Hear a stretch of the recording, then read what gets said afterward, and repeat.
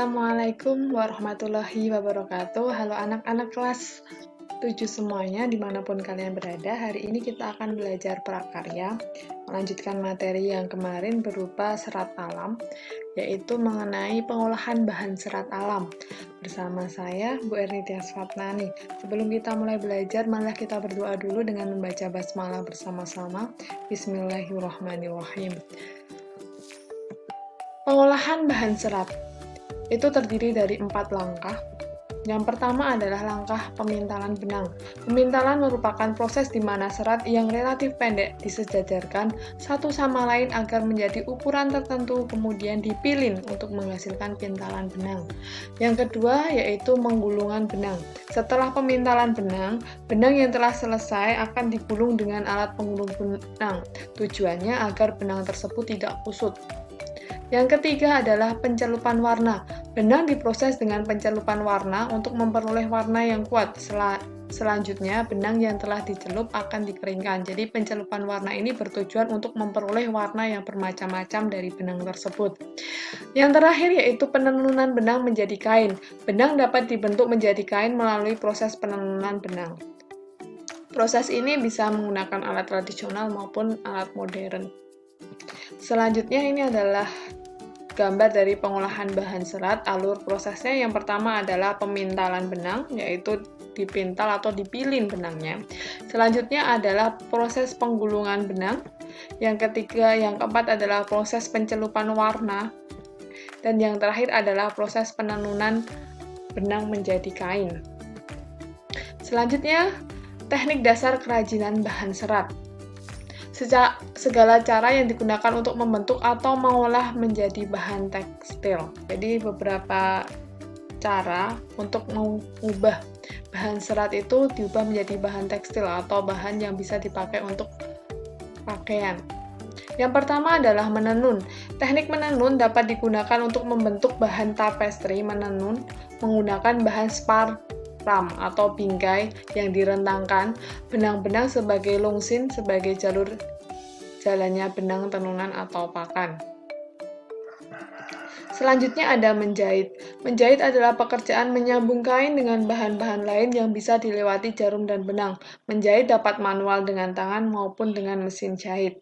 Jadi untuk membuat kain menjadi baju. Yang ketiga yaitu mengikat. Mengikat adalah teknik menyatukan dua benang atau lebih membentuk ikatan yang diinginkan. Itu adalah mengikat. Selanjutnya, produk dan proses kerajinan bahan serat. Bagaimana membuat produk dan proses kerajinan bahan serat. Sebelum membentuk proses pembentukan produk, ada syarat-syarat perancangan benda kerajinan sebagai berikut. Jadi, ada beberapa syarat yang harus dipenuhi ketika kita membuat benda kerajinan. Ini secara umum bukan hanya pada serat saja. Yang pertama, syarat pertama adalah kegunaan atau utility, yaitu benda kerajinan harus mengutamakan nilai praktis, yaitu dapat digunakan sesuai fungsi dan kebutuhannya. Jadi, benda tersebut dibuat untuk memenuhi fungsinya atau untuk memenuhi kebutuhan sehari-hari. Contohnya mangkuk wadah sayur. Mangkuk wadah sayur dibuat cekung karena fungsinya itu untuk menampung sayur yang berisi banyak cairan. Seperti ini gambarnya. Jadi, misal ada piring. Piring itu juga digunakan untuk fungsi tertentu. Sendok dibuat cekung pada depannya, itu fungsinya untuk dapat menampung makanan dan lain-lain. Jadi semua benda kerajinan itu harus ada fungsi tertentunya. Selanjutnya, syarat yang kedua yaitu kenyamanan atau comfortable. Benda kerajinan harus menyenangkan dan memberi kenyamanan bagi pemakainya. Contoh, cangkir didesain dengan pegangan, kursi kerja dibuat sesuai dengan manfaatnya, yaitu untuk kenyamanannya. Yang pertama, pegangan pada cangkir itu untuk memudahkan kita saat kita akan minum. Jadi dibuat sesuai dengan bentuk jari kita. Bisa masuk ke dalam pegangan cangkir tersebut. Ada pula teko dan lain-lain. Selain itu ada kursi. Kursi dibuat dalam bentuk yang senyaman mungkin untuk tubuh kita mendudukinya. Itu adalah prinsip dari kenyamanan atau comfortable. Jadi tidak hanya mengutamakan fungsinya saja, tetapi juga mengutamakan kenyamanan dalam pemakaiannya. Selanjutnya, syarat yang ketiga yaitu syarat keluasan atau flexibility. Benda kerajinan harus memiliki keserasian antara bentuk dan wujud benda dengan nilai gunanya. Contohnya, bentuk sepatu sesuai dengan bentuk kaki. Jadi, bentuk sepatu dimodelkan dengan anatomi bentuk kaki agar fleksibel terhadap kegunaannya. Selain itu, misal baju juga disesuaikan dengan ukuran tubuh kita. Itu adalah untuk keluasan atau fleksibilitas. Selanjutnya, yang keempat yaitu keamanan, safety.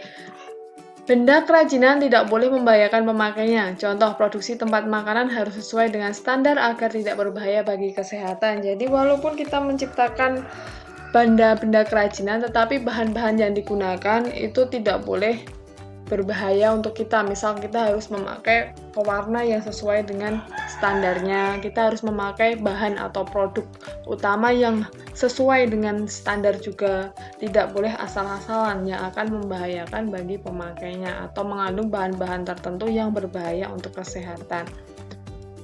Ini adalah contoh dari botol minuman yang dibuat dengan plastik yang khusus, yang aman untuk dikonsumsi apabila untuk meletakkan makanan.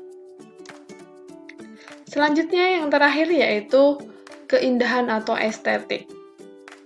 Benda yang indah mempunyai daya tarik lebih dibandingkan benda yang biasa-biasa saja. Contohnya adalah tambahan ornamen atau hiasan. Jadi pada keindahan ini, kerajinan itu harus memiliki syarat yaitu estetik, karena biasanya digunakan untuk pajangan, untuk hiasan. Makanya keindahan atau estetik ini sangat penting atau menjadi syarat yang harus ada ketika kalian membuat benda-benda kerajinan. Nah, contohnya yaitu misal pada pakaian itu ada bordir, kemudian pada piring itu bisa ada ornamen, bentuknya, ukiran, dan lain-lain. Itu yang menambah nilai keindahan pada suatu produk kerajinan. Nah, seperti itu tadi ada 5 syarat dari produksi atau yang harus dipenuhi sebelum kita melakukan produksi bahan kerajinan. Yang pertama ada utility, kemudian ada flexibility, kemudian comfortability, kemudian aesthetic, dan safety. Ada 5 tersebut. Nah, sekian dari saya, banyak salahnya mohon maaf. Semoga bermanfaat untuk kalian semuanya. Saya akhiri. Wassalamualaikum warahmatullahi wabarakatuh.